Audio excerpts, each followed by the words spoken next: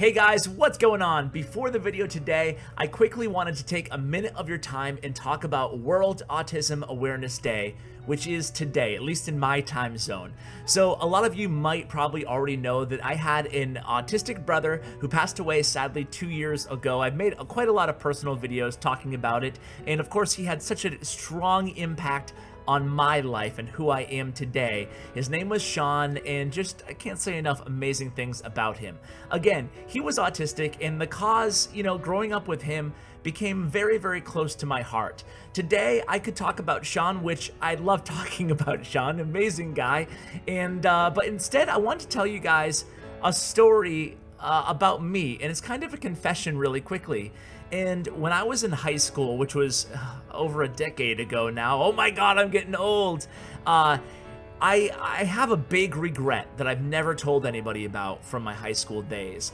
And that was, on a serious note, is I never bullied or made fun of or picked on people who were different from me, intellectually or developmentally challenged people, because I grew up with somebody who was intellectually and developmentally challenged.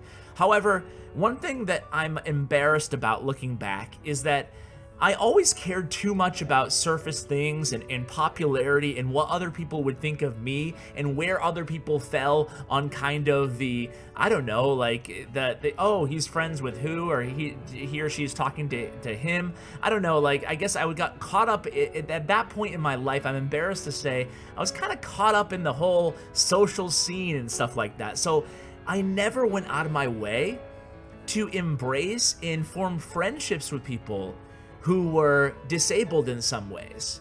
And that is a huge regret for me. It really is. And I'm not just saying that for lip service. It's some of the people in my adult life who I've met who are different from me, who do have things that they deal with, like we all do in life, especially autism or mental cognitive impairments.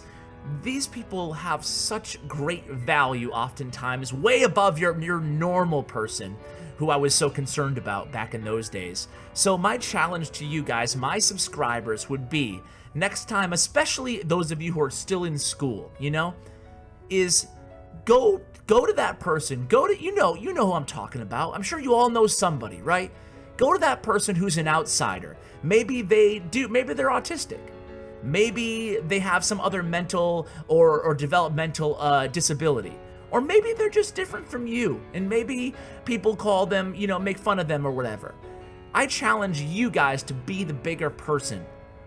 Be the bigger person and reach out to that person and try to develop a friendship. Who knows, they might just become your best friend in the future. So guys, don't make the same mistake I did. Go out there and be embracing of people who are different from you. And, maybe together doing our part here at CWA Mobile Gaming.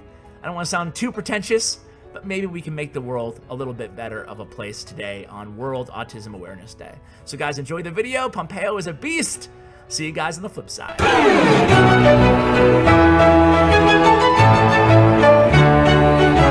Hey guys, welcome to the main video. I know that was longer than a minute there, that intro, but the cause was super important to me. I hope the message was well received. Today, the wait will be worth it because I am joined by Pompeyo, finished #1 for the third time in his career last season, just yesterday. I'm going to bring you the matches that ended the latter season. It's going to be some great gameplay. By the way, #1, #2, and #3 players last season will all be on the channel today, tomorrow, and Wednesday. So stay tuned for that. Going to be a lot of great content. We'll have Botchum actually on voice, so I know you guys love learning from him. You won't want to miss that one. So let's go ahead in honor of Pompeyo. This is the deck that he used, by the way. We'll max out the balloon here. And yeah, well, hey, let's do it. Let's pull the trigger. I'm not a big Lava Loon player, so I never really maxed it out. But let's spend the gold. We had it. Let's do it. So, Dirty Gemmer out of my system.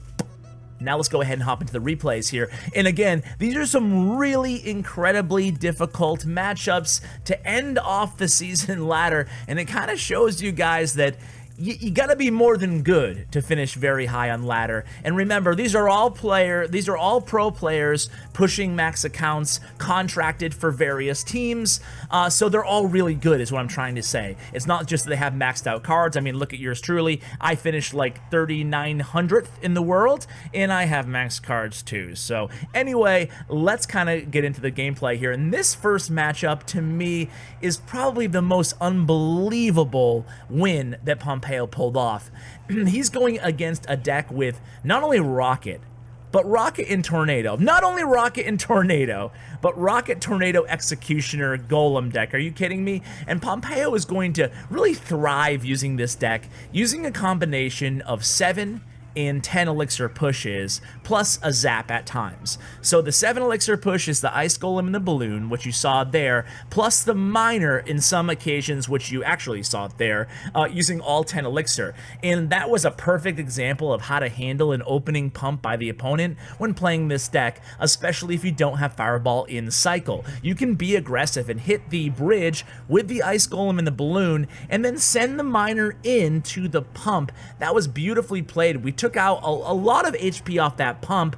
We forced a Tornado out of the opponent, a Rocket out of the opponent, and we still made contact with that Balloon. Let's see how Pompeyo handles this push, the big Golem Nightwish push and bats in the right lane. Well, we kill all those bats using the Ice Golem, but the opponent is smart here. Now, something I should say about DJ Koo is DJ Koo, I said it kind of lame. Anyway, we're able to cycle back to another tombstone there, and the witch is actually, the night witch is going to head to the opposite tower, so kind of splitting the damage by the opponent there. He handled that defense really well, although we will take some pretty heavy damage onto the left tower here.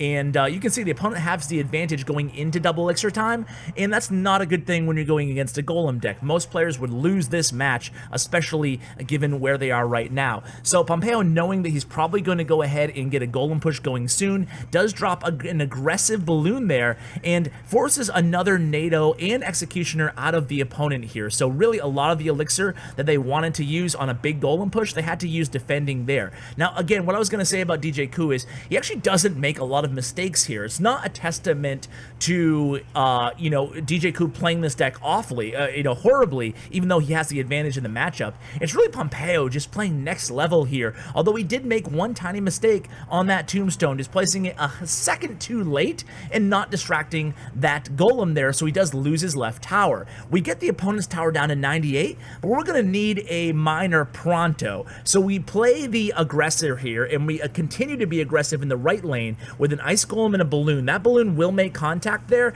and get a couple hits. Meanwhile, our Miner gets snuck in, always changing up Miner locations is Pompeyo, and look at that. We take the right tower down to 563. Meanwhile, we're able to defend pretty well on the left using Mega Minion, or on our right, excuse me, using Mega Minion Inferno Dragon. This is a great match to kind of rewatch if you guys want to get a sense on how to deal with a really hard matchup, a really difficult and hard counter matchup, right? And the opponent's not too happy about it. And of course, can you blame him? Unbelievable. How do you lose to a balloon cycle when you had all the counters that you needed? Well, you went up against Pompeyo, and who can blame him? Again, he didn't play that poorly. It was just Pompeyo played it incredibly well. So let's go ahead and watch the one against Bridge Spam, right? Because against a Bridge Spam deck, you got to remember, we only really have 3 cards that can distract or kite the opponent's Bridge Spam, right? We have the Miner, the Tombstone, and the Ice Golem, unless I'm forgetting one. So Pompeyo always has to be ready to use the Miner defensively in this matchup, and it's something that if you guys want to go ahead and emulate in your own gameplay, you're going to have to do the same, right? And in fact, in one circumstance here in this matchup, Pompeyo does even cycle the Miner behind the King Tower just to give him an extra body kind of on the ground to distract from the Bandit and the Dark Prince. So here we go, we kind of trade cycling at this point. We're going to cycle really late into the first minute here of this match. Just kind of find out what the opponent has. A little bit of chip damage in the left. That's not a bad play there because we do get a swing or two. I don't know if they swing. What do skeletons do? I don't know. Whatever the skeleton did, we're going to get a little bit of damage to that left tower. So, you know, playing it really, really nice here. You can see Pompeyo's taken no damage. He cycles to another tombstone there, which could be a little bit dangerous because, again, look at his hand, guys. He only has the miner right now as a ground unit, and the opponent, you can see, he's kind of rearing to go there with a bandit. However, he is going to cycle the bandit behind the king tower, not played at the bridge. So we're going to go ahead and respond with a cycled miner behind our king tower. I told you guys that, again, this is not an awful play to go ahead and do, using that miner as kind of a defensive, you know, kind of a glass tank type role in this matchup. So you're going to have to do this both against Goizen matchups and against bridge spam most prevalently. Okay, so that Mega Minion does get a swing on the left tower, so that puts us, you know, a bit in the lead here, and Pompeyo can kind of chill and make sure he just responds to the opponent and then picks the perfect time to go in the left lane. Now, think about it, guys. Pompeyo's had that balloon in his hand since the beginning of the match, or at least very close to, and he hasn't even used it once. That's discipline right there. You know, I probably would have rushed a balloon at one of these points when I did feel like I had an elixir advantage, but he waits all the way until double elixir time. Now, the opponent starts to go pretty aggressive here in the double elixir time, so watch the right lane, and you'll start to see the opponent will eventually get to the point where they'll be spamming so much at us that Pompeyo just decides to tower trade and take the left tower. So let's see what kind of leads him to that decision. Again, getting that fireball out of the opponent there, and he knows no fireball, but at this point, he doesn't want to use right away, he doesn't want to overcommit to the right defense, so he decides to take the left tower, again, like we kind of said there. So he's going to take the left tower right now, and he loses his right tower. He's going to zap to reset that Inferno Dragon, and then that left tower is going to be down. Now check this out, this is where you guys really want to pay attention to some awesome decision making by Pompeyo. It gets really close here. In fact, his king tower is now down to 578 HP left. So what does he do here? Well, the first thing he wants to do is get a hit on this tower because he has to even things up a little bit. He knows the opponent can possibly just fireball cycle him out. So he does get his first hit and death damage on that right tower thanks to that balloon and ice golem push. Now he's going to use a defensive tombstone in that position to really prevent any sort of spam hitting his tower directly. The opponent makes what probably in hindsight was his big mistake. He goes ahead and he fireballs, trying to fireball cycle. Pompeyo goes all out. He has that tombstone again protecting his king tower, and he decides to go in with miner. Ice golem always placed first before the balloon in the pocket. That way the opponent's troops will target the ice golem. In that case, it was an Inferno Dragon and minions that targeted the ice golem before they targeted the balloon. So the balloon got to the tower, the miner helped out, and he ended up pulling out the victory there, even though things were looking a little sketchy at first. So this is an interesting matchup here, and there's actually a long stalemate, so let me kind of vamp for you guys. So Darklight and Pompeyo are both pretty much, I'm sure there's a lot of people who you can make the argument fit in there as well, but in my mind, they're two of the most well-known pros in all of Mexico, and certainly ladder pros. No one is more accomplished than Pompeyo and Darklight in terms of a kind of a demographic from a certain region who's most, I don't know, prolific at a certain element of the game. Boy, was that convoluted.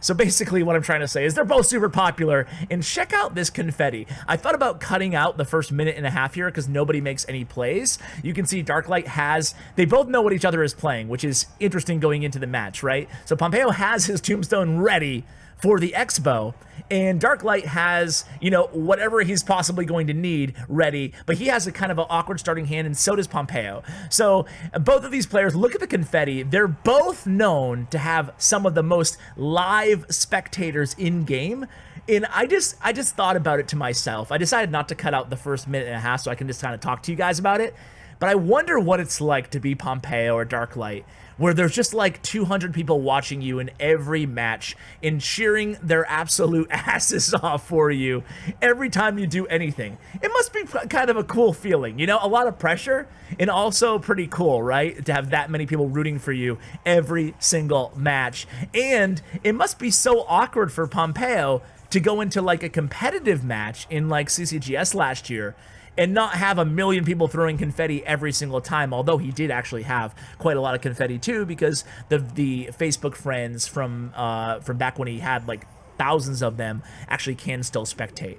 Anyway, I digress. They've started playing here. And you know what? An Expo versus a balloon cycle, it's anybody's really call to say who has the better matchup advantage.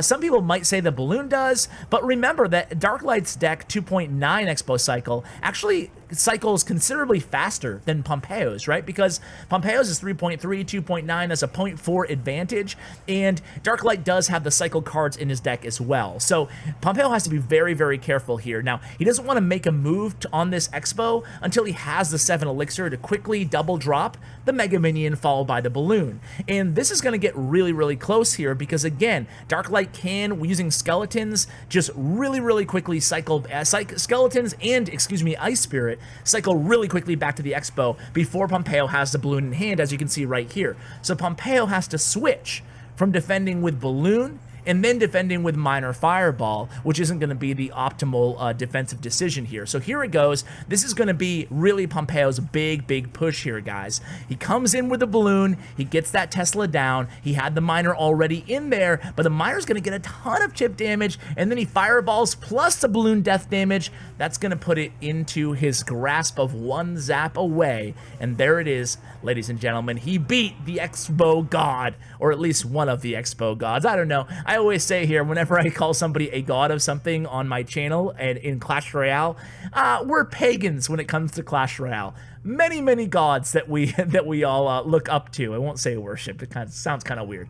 Anyway, let's watch this matchup here. It's a more traditional Golem NATO deck, and the reason I wanted to show this one as well, because I could have showed a Mortar matchup, but Mortar is a bit easier than Expo. The Mortar replay that he shared, basically he's just hitting that Mortar really quickly, either with Miner Fireball or with a nice balloon push, and the balloon of course survives, so you can put the Miner on the tower, the Princess Tower, and send in the balloon. There's a variety of different strategy options for you there, but it's an easier matchup than, in my opinion, than a Golem matchup. So let's see how he handles another Golem matchup, and this time there's no spectators for the poor opponent here. There may be one or two, but so all the confetti will be on Pompeyo's side. So here we go again, just kind of cycling here Pompeyo early out. You'll notice that he very rarely, if ever, I guess the one exception would be when they drop a pump, right? When the opponent dropped a pump early on, he went in with the aggressive punishing of the balloon and the miner. Otherwise, he's going to wait a little bit till he at least knows all the cards in the opponent's deck, or at least most of the cards. Now here in this situation,